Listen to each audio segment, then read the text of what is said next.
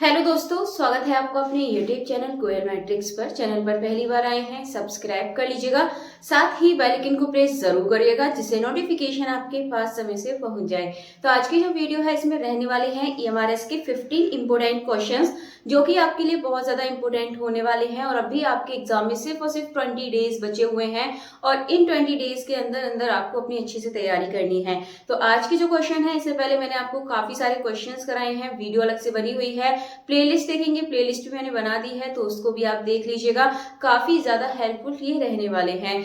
चलिए फिर स्टार्ट कर देते हैं। और फर्स्ट जो क्वेश्चन है उसका आंसर आपको कमेंट बॉक्स में बताना होगा, सही आंसर क्या है। अगर आपको नहीं आता है तो बता देना, मैं नेक्स्ट वीडियो में से करा दूंगी। तो फिलहाल देखते हैं क्वेश्चन नंबर 1। क्वेश्चन नंबर 1 आपके सामने है, consider the initial value problem. IBP इसी के लिए बोला गया है, इनिशियल वैल्यू प्रॉब्लम के लिए। और आपके सामने दे रखा है, according to Peano's existence theorem which of the following statement is true for this initial value problem. तो ये आपके सामने क्वेश्चन है और इसका जो आंसर है ये आप लोगों को कमेंट करके बताना होगा कि इसका सही आंसर क्या है। इसके बाद चलते हैं क्वेश्चन नंबर 2 की तरफ। क्वेश्चन नंबर 2 यदि देखेंगे तो ये है आपके सामने, if triangle ABC congruence triangle PQR which of the following must be true. तो इसमें से क्या ट्रू होगा ये आपको बताना है। पर इसको देख लेते हैं। तो ट्राइंगल ABC, तो ये ABC एक ट्राइंगल है और ये कॉन्ग्रुएंस है किसके, दूसरा ट्राइंगल दे रखा है और ये है आपके सामने PQR। तो देखिए दोनों अगर ये कॉन्ग्रुएंस हैं, अगर इनका नाम ऐसे लाइन से दे रखा है ABC PQR, तो ये जो ABC है ये इक्वल होगा PQ के। ठीक है, जो AB है वो इक्वल होगा PQ के एंड जो BC है वो इक्वल होगा QR के एंड AC को देखें तो ये इक्वल हो जाएगा PR के। अगर आप ऑप्शन के अकॉर्डिंग देखेंगे तो ऑप्शन नंबर ए है AB इक्वल QR। तो देखिए AB इक्वल PQ है, QR नहीं है, तो जो फर्स्ट ऑप्शन है वो गलत हो जाएगा। सेकंड है BC is equal to PR, देखिए BC is equal to QR है, PR नहीं है। थर्ड ऑप्शन देखेंगे आप, AC is equal to PR, तो यहाँ पर AC is equal to PR है। तो इसका मतलब ये है जो थर्ड ऑप्शन है वो सही है, तो इसका जो ऑप्शन नंबर C है ये बिल्कुल सही आंसर हो जाएगा। चलते हैं इसके बाद क्वेश्चन नंबर 3 की तरफ। क्वेश्चन नंबर 3 है, coordinate of the reflection of the point XY about the origin. आपको इसका रिफ्लेक्स पॉइंट बताना है। रिफ्लेक्स के लिए आपको ज्यादा कुछ नहीं करना, बस आपको क्या कर देना है, इनके साइन चेंज करने हैं। क्या है ये XY और इसका रिफ्लेक्स देखेंगे तो ये हो जाएगा -x -y। आंसर मिल चुका है। अगर आप ऑप्शन देखेंगे तो कौन सा ऑप्शन सही हो जाएगा, option number C -x -y, ये इसका बिल्कुल सही आंसर हो जाएगा। चलते हैं नेक्स्ट क्वेश्चन नंबर 4 की तरफ। क्वेश्चन नंबर 4 है, if A is a square matrix of order 3 and A's equals to 5 दे रखा है, देन द वैल्यू ऑफ 2 की आपको वैल्यू बतानी है, यानी कि 2 के बराबर बताना है, क्या होगा।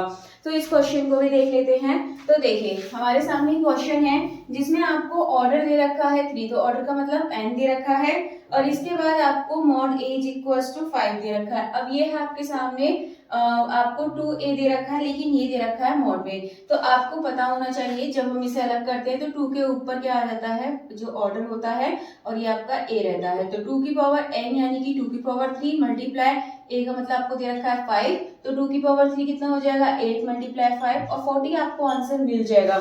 यदि आप ऑप्शन देखेंगे तो ऑप्शन नंबर C 40 इसका बिल्कुल सही आंसर हो जाएगा। चलते हैं अगले क्वेश्चन की तरफ। नेक्स्ट है क्वेश्चन नंबर 5। क्वेश्चन नंबर 5 है, find the area of a triangle with vertex. Vertex आपको दे रखे हैं और इसका जो एरिया है वो आपको फाइंड करना है। तो आइए चलिए कर लेते हैं इस क्वेश्चन को भी। तो क्वेश्चन आपके सामने ही दे रखा है, फाइंड द एरिया। तो तीनों पॉइंट हम यहाँ पर लिख लेते हैं जो आपको तीनों पॉइंट दे रखे हैं। तो ये है 0,0, दूसरा है 4,0 एंड थर्ड पॉइंट दे रखा है 0,3। एरिया आपको निकालना है। तो देखिए एरिया के आपके दो फॉर्मूले होते हैं, दोनों से आप किसी से भी निकाल सकते हैं, दोनों मेथड से। एक तो सिंपली आपको पता है, मैं दोनों से ही बता देती हूँ। एक तो आप मैट्रिक्स वाले फॉर्म से कर सकते हैं, 0,0 और ये 4,0 एंड तीसरा आप क्या लेंगे 0,3 एंड आपको ध्यान रखना है कुछ नहीं है, 1 आप खुद से रख लीजिएगा। अब आपको यहाँ पे लिखना है 1/2 और यहाँ पे निकालिए, इसको सॉल्व करिए, डिटरमिनेंट जो निकालते हैं तो ये तो 0 हो जाएगा क्योंकि 0 है। देन इसके बाद आगे देखेंगे तो ये भी आपका 0 हो जाएगा +1 और आप इसे करेंगे तो 4 3 जा 12 आपको यहाँ पर मिल जाएगा। ठीक है, ये वाला। तो आप यहाँ से आंसर देखेंगे तो 12/2 यानी कि 6 आंसर मिल चुका है। ऑप्शन देखेंगे तो B 6 स्क्वायर यूनिट, ये इसका बिल्कुल सही आंसर हो जाएगा। नेक्स्ट इसके बाद question number 6, the equation of the line parallel to the Y axis of the form. आपसे इसमें पूछा equation of line parallel to the Y X axis पर पूछा है, वाई एक्स एक्सिस है, यानी कहने का मतलब है इक्वेशन बतानी है line parallel to the Y axis, जो कि वाई एक्सिस के पैरेलल है।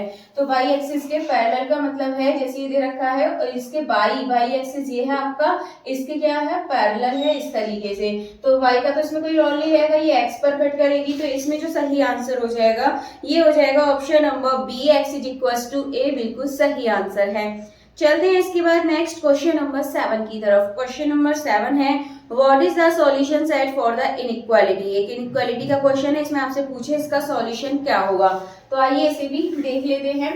तो ये है आपके सामने इनइक्वालिटी का, x -3 मॉड में दे रखा है और यहाँ पर बोला है लेस देन 5। इस तरीके के क्वेश्चन करने के लिए, यानी कि मॉड के क्वेश्चन करने के लिए आपको क्या करना है, ये 5 आपको दे रखा है, माइनस का आप लेंगे और x -3 को बीच में रखेंगे, -5 और +5 के बीच में। अब आपको क्या करना है, x -3 है, आपको यहाँ से माइनस का 3 रिमूव करना है, ओनली x रहना चाहिए। तो रिमूव करने के लिए हम सभी +3 ऐड कर देंगे, तो यहाँ पर देखेंगे x -3 +3 करेंगे और यहाँ पर भी 5 +3 करेंगे, तो ये आपको मिल जाएगा -2 और ये मिलेगा आपको x और यहाँ मिलेगा 5 और 3 8। तो यहाँ पर जो इनइक्वालिटी है वो आ चुकी है। अगर आप ऑप्शन देखेंगे तो जो ऑप्शन नंबर ए है ये बिल्कुल सही आंसर हो जाएगा। इसके बाद चलते हैं नेक्स्ट क्वेश्चन नंबर 8 की तरफ। क्वेश्चन नंबर 8 है ट्राइंगल एबीसी, ट्राइंगल डीएफ दोनों कॉन्ग्रुएंस हैं and the ratio of their corresponding side, उनकी जो करस्पॉन्डिंग साइड है उनका रेशियो दे रखा है, then the ratio of their areas का निकालना है।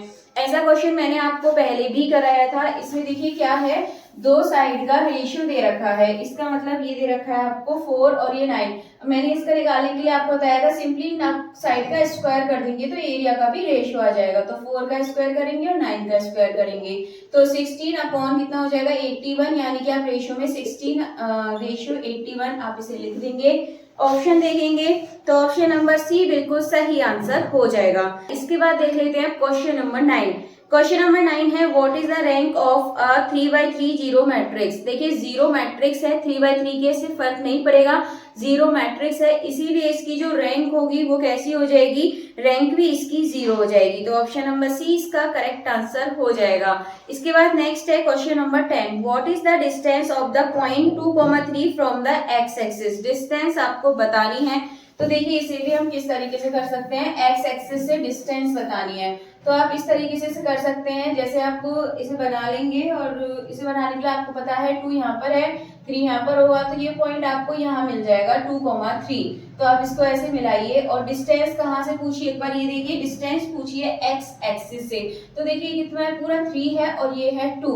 अगर वाई एक्सिस से पूछेंगे तो ये वाली डिस्टेंस हो जाती, फिलहाल एक्स एक्सिस से पूछी है तो ये वाली डिस्टेंस हो जाएगी यानी कि 3। अगर ऑप्शन देखेंगे तो ऑप्शन नंबर बी 3 यूनिट बिल्कुल सही आंसर हो जाएगा। चलते हैं इसके बाद क्वेश्चन नंबर 11 की। क्वेश्चन नंबर 11 है if tan theta is equal to 1 then the value of sin square theta plus cos square theta. इसकी वैल्यू आपको बतानी है क्या होगी। तो यहाँ पर आपके सामने दे रखा है tan theta is equal to 1, तो आपको ये देखने की भी जरूरत नहीं है, डायरेक्टली आप इसको कर सकते हैं sin square theta plus cos square theta. बाकी अगर इससे अलग कुछ किसी और की वैल्यू पूछते तो हम देखिए tan theta is equal to 1, तो पहले यहाँ से थीटा निकालते कितना होगा। तो हमें पता है tan थीटा पर जो 1 की वैल्यू होती है tan पर कब होती है, tan 45 पर। तो इस तरीके से हमें पता चल जाता है जो थीटा की वैल्यू है वो कितनी है, 45 है। तो यहाँ से हम इस तरीके से पता कर सकते हैं। बाकी sin square theta plus cos square theta तो आपको पता है 1 आता है, बट इसके अकॉर्डिंग आप लिखेंगे तो डायरेक्टली डिस्क्रिप्टिव में आप नहीं लिख कर आएंगे, थीटा की जगह 45 पुट करिए। तो sin square 45 plus cos square 45 इस तरीके से लिखेंगे।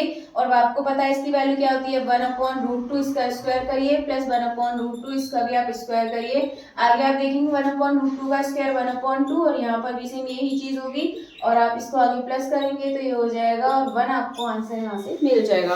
अगर आप ऑप्शन देखेंगे तो ऑप्शन नंबर ए 1 इसका बिल्कुल सही आंसर है। चलते हैं नेक्स्ट क्वेश्चन नंबर 12 की तरफ। क्वेश्चन नंबर 12 है the distance between two parallel lines is always. Two parallel lines हैं, उनके बीच की जो डिस्टेंस होगी आपको ध्यान रखनी, देखिए ऐसे होती हैं दो पैरेलल लाइन और इनके बीच की जो डिस्टेंस है वो आपको पता है सेम रहती है यानी कि कांस्टेंट। तो ऑप्शन नंबर सी बिल्कुल सही आंसर हो जाएगा। नेक्स्ट है question number 13, how many elements are there in a matrix of order. Order 2 by 3 का ऑर्डर है, तो इसमें आपको बताना है कितने एलिमेंट्स होंगे, तो आप दोनों का मल्टीप्लाई कर दीजिए। 2 3 जा 6, तो जो ऑप्शन नंबर बी है ये बिल्कुल सही आंसर हो जाएगा। चलते हैं इसके बाद नेक्स्ट क्वेश्चन नंबर 14 की तरफ। क्वेश्चन नंबर 14 है solving the system of equations. आपको इक्वेशन दे रखी है 2 और इनको आपको सॉल्व करना है यानी कि एक्स की वैल्यू बतानी है। तो देखिए आसान क्वेश्चन है, एक्स की वैल्यू आप भी बता सकते हैं सॉल्व करके। तो इक्वेशन दे रखी है और सिंपली आप जैसे सॉल्व करते हैं वैसे आप इसको सॉल्व करके बता सकते हैं। चलिए तो इसका जो आंसर है आप कमेंट बॉक्स में बताइएगा।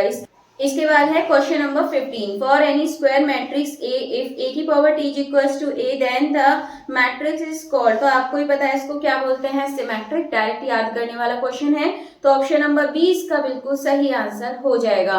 तो चलिए आज मैंने आपको इंपोर्टेंट 15 क्वेश्चंस कराए हैं। जिस तरीके से ये हमारे से पहले क्वेश्चंस पूछे गए थे तो उस तरीके के क्वेश्चंस मैंने आपको कराए हैं। तो इंपोर्टेंट क्वेश्चन है, इनको आप जरूर रेडी करिएगा। बाकी एक बार कमेंट बॉक्स में जरूर बताइएगा कि आपको वीडियो कैसी लगी।